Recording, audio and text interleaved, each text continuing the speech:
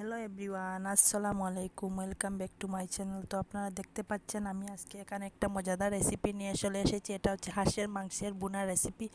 তো এই বোনার রেসিপিটা আপনারা ট্রাই করতে পারেন, করে গন্ধ থাকবে না। হাঁসের মাংসের মধ্যে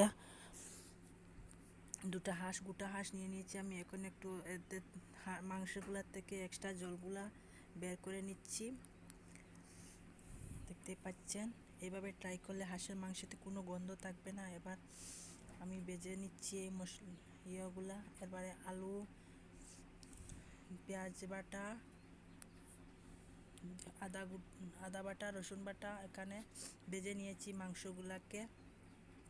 এবারে কড়াই বসিয়ে দিলাম চুলাতে, দিয়ে দেব তেল,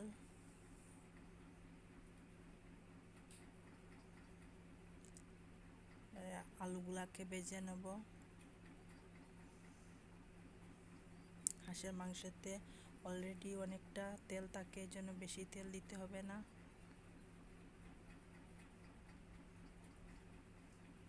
আলুগুলাকে ভেজে নিচ্ছি। আর এইভাবে যদি আপনারা ট্রাই করেন, তাহলে যাদের হাঁসের মাংসতে গন্ধ লাগে, খেতে পারেন না, তাদের পুরো ধারণাটাই চেঞ্জ হয়ে যাবে। এভাবে রান্নাটা করলে কোনো গন্ধ থাকবে না। এবারে দিয়ে দিচ্ছি বাটা মশলাগুলো একে একে। আদা বাটা দিয়ে দিলাম, রসুন বাটা দিয়ে দিলাম। এবারে একে একে সব বাটা মশলাগুলো দিয়ে দেব।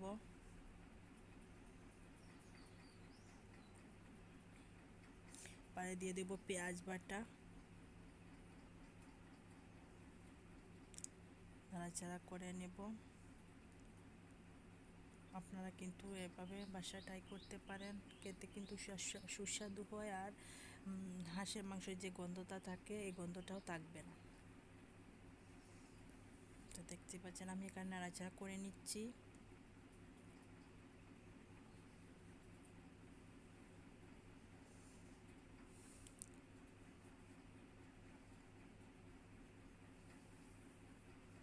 এবারে একে একে গুঁড়ো মশলাগুলো অ্যাড করে দিব। এখানে দিয়ে দিলাম হলুদ গুঁড়ো, লঙ্কা গুঁড়ো, ধনে গুঁড়ো, পরিমাণ মতো সবগুলা দিয়ে দিতে হবে। লঙ্কা গুঁড়াটা আপনারা আপনাদের মতো দিতে পারেন। কেউ আছে না ঝাল একটু বেশি খায়, কেউ আবার কম খায়, এই জন্য পরিমাণ মতো দিয়ে দেবেন, যে যার যার মতো। এবারে দিয়ে দিলাম জিরে গুঁড়ো, দিয়ে নাড়াচাড়া করে নিচ্ছি। তেলটা একটু উপরে চলে আসছে। এবারে পর্যায়ে দিয়ে দেব ভেজে রাখা মাংসগুলা।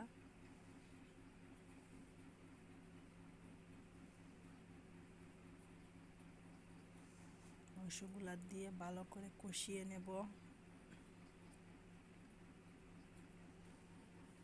দেখতে পাচ্ছেন কষিয়ে নিচ্ছি, ভালো করে কষাতে হবে।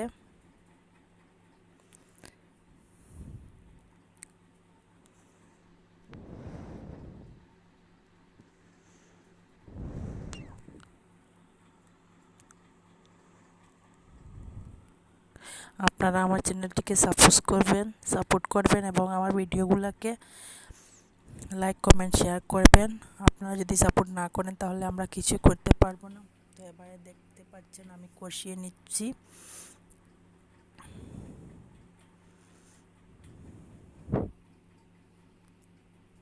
অল্প অল্প জল দিয়ে আমি কষিয়ে নেব।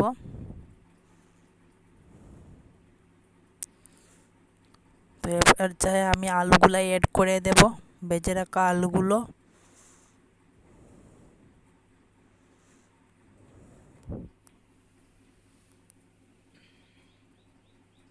তো দেখতে পাচ্ছেন একটু বেশি জল দিয়ে দিয়েছি, যাতে করে এই ভালো করে সিদ্ধ হয়ে যায় মাংসগুলা আর আলুগুলা। তখন এক পর্যায়ে জলটা শুকিয়ে এসছে। এবার আমি দিয়ে দিচ্ছি গরম মশলা গুঁড়ো। অলমোস্ট আমার রান্নাটা ডান হয়ে গিয়েছে। এ পর্যায়ে দিয়ে দিচ্ছি গরম মশলা গুঁড়ো। দিয়ে দিলে অলমোস্ট আমার রান্নাটা শেষ হয়ে যাবে। অ্যান্ড দেন ফাইনালি দেখতে পাচ্ছেন আমার রান্নাটা হয়ে গিয়েছে, কি সুন্দর হয়েছে। আপনারা আমার চ্যানেলটিকে সাবস্ক্রাইব করবেন এবং আমার পাশে থাকবেন।